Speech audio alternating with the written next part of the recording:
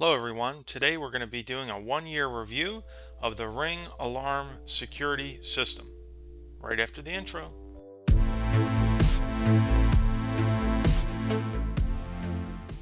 Quick reminder folks, remember to hit that thumbs up. It helps others find quality content and allows us to continue to make videos like this for you. Click on subscribe and then hit the bell so you get notified anytime we add new content.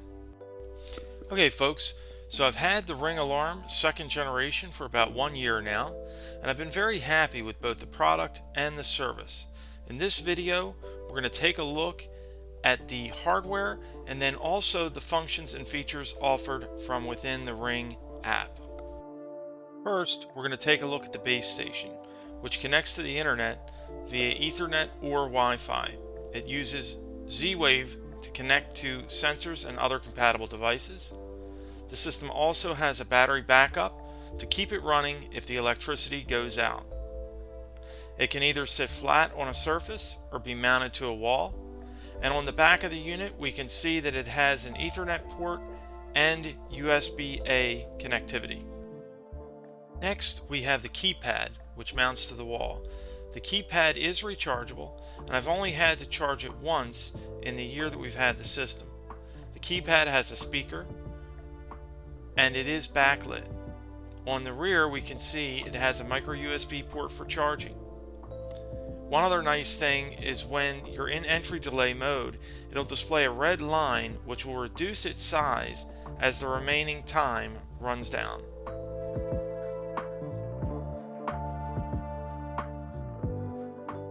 Here we take a look at the contact sensor.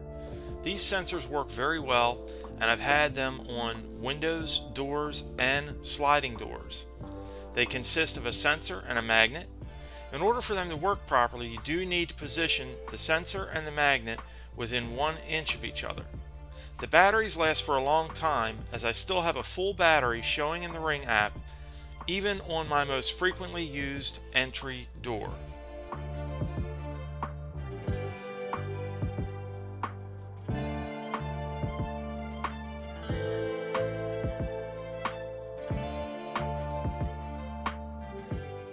Here we have the smoke and carbon monoxide listener.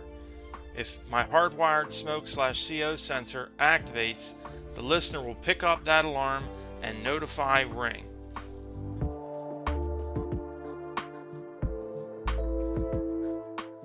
Next, we have the panic button. These devices can be placed in strategic locations around the home. If help is needed, you hold the button in for 3 seconds and the alarm will sound. It will also notify the Ring Professional Monitoring Center and let them know that you are in need of help.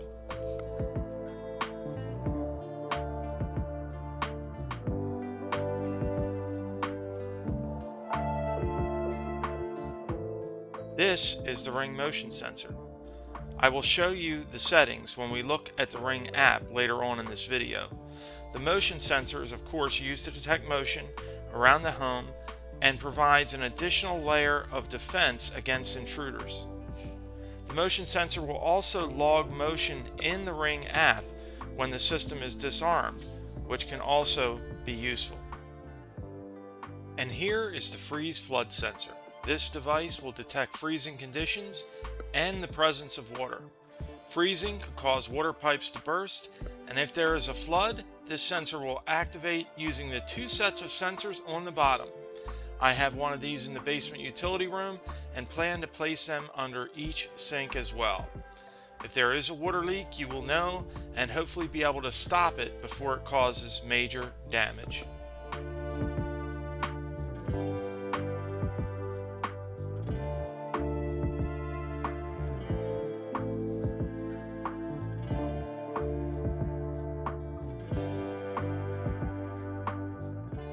The last component is a third-party Yale Smart Lock, which is certified to work with Ring. You'll need the Z-Wave version to add it to the Ring alarm system. This allows me to control access to the home with a code, and it's logged to the Ring security system whenever the lock is accessed. I can also use the Ring app to control access or lock and unlock it. You'll see more in the next section of the video where we look at the Ring app.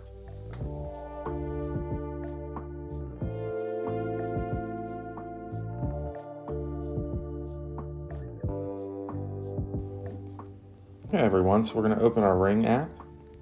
Here in the Ring app, we have our alarm state at the top, disarmed, which is what's selected currently.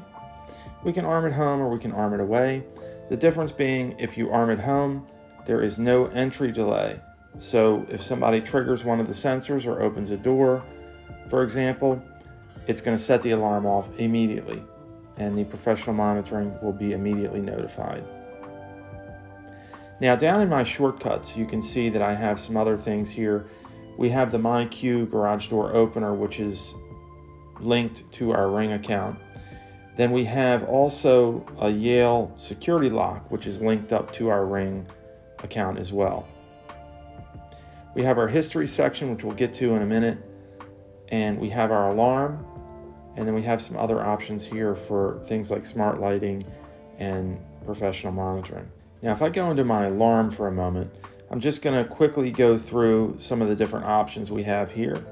We have the base station, and in here we can go in and configure the different options, and we can view status for the base station.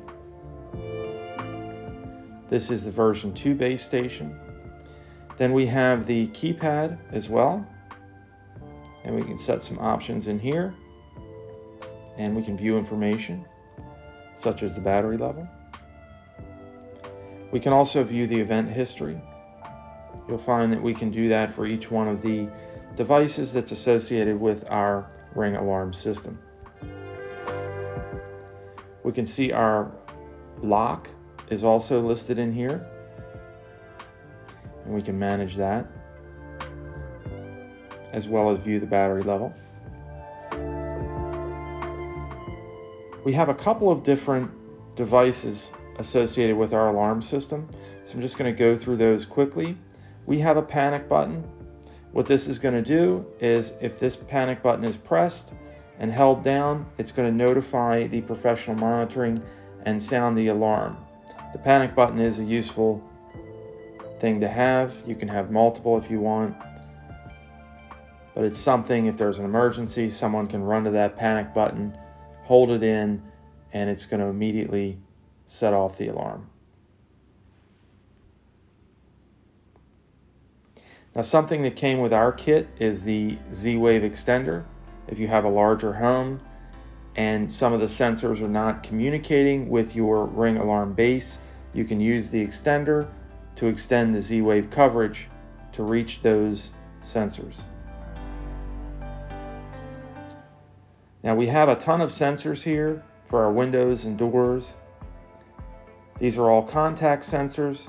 So I'm just going to go into the first one here, and you can see we can view some different information, such as the battery level, and we can have it send us alerts when the contact sensor is opened or closed. Now, it will still play audio alerts regardless. These are actually in-app alerts. That would be useful if, for example, you had a pet sitter coming over when you were out of town and you wanted to be notified in the app when the door, say the front door, was open or closed. This would allow you to do that.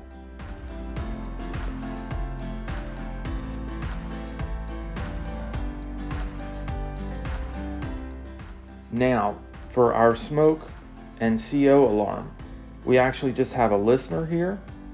So we have a hardwired smoke and CO2 alarm system in our home, and the listener is going to listen for that to be activated, and if that's activated, it's going to notify the professional monitoring for Ring. And you can test that from here, and I recommend that you test that at whatever interval your local fire department recommends you test your smoke and carbon monoxide detectors. It's always a good idea to test that to make sure you're protected.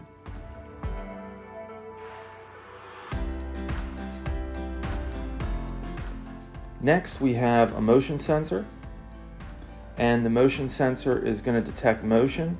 We did have 2 occasions where it was set off and it shouldn't have gone off, but it did, and it triggered the alarm, and the professional monitoring contacted us. If that happens to you, you can go into the motion settings and you can reduce the sensitivity.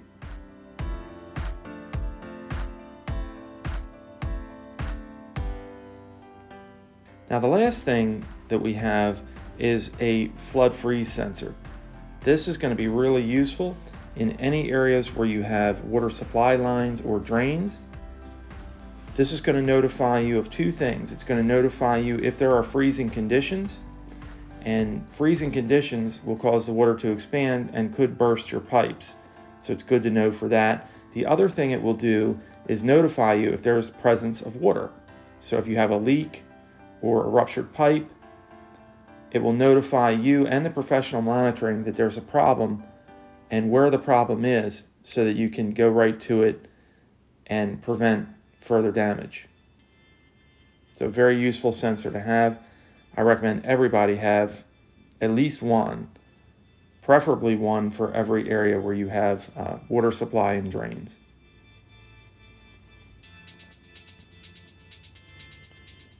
So that's the alarm system. Let's look at the history quickly. Now, if you go into your history and you have Ring cameras, you'll be familiar with this area. This shows a history of all the events where your cameras captured footage. However, if you have the alarm system, you're going to have another option here at the top, which is for the alarm. And if I select that, this gives me a complete history of all the events associated with my Ring alarm system. Motion detection, contact sensors. It even shows me I was handling the pin pad, and it shows me that the pin was rejected here. So you can see if someone's trying to tamper with your system. And it shows my lock, when my lock was locked and unlocked, and how it was, and so on and so forth. So I really like this. If you have the Ring alarm, you're going to find yourself in this area quite frequently. Okay, everybody, the Ring alarm is still the best solution out there in my opinion for combining multiple devices into one easy to manage app for all your home security needs. While Ring has had privacy concerns in the past, they have thoroughly addressed those issues since. If anything, I believe the past privacy issues now make them an even better solution, since Ring will now be extra vigilant about security moving forward. At the time of this recording, the Ring Alarm Pro subscription costs $20 a month. You can get 2 months free by paying for 1 year up front. I will link to the various Ring Alarm plans as well as the various hardware bundles in the description of this video. Folks, if you like this video, please give it a thumbs up. It helps others find quality content on YouTube, and we really appreciate it. Click on subscribe and then click the bell to get notified anytime new content is added. As always, comments, questions, and suggestions are welcome below, and we thank you very much for watching.